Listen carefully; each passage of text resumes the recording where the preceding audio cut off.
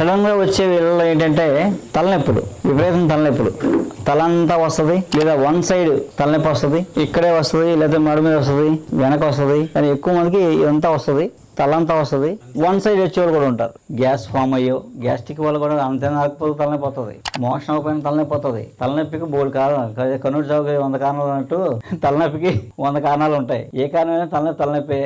కామన్గా వచ్చే తలనొప్పులకి ఏం చేయాలంటే ఒక 25 గ్రాములు తులసి చూర్ణం, 25 గ్రాములు తులసి చూర్ణం, ఒక 25 గ్రాములు మంచిగంధం, ఒక 25 గ్రాములు పచ్చకర్పూరం, అది కూడా మెత్తగా చూర్ణం చేసి కలిపేసుకొని ఒక 25 గ్రాములు నువ్వుల నూనె.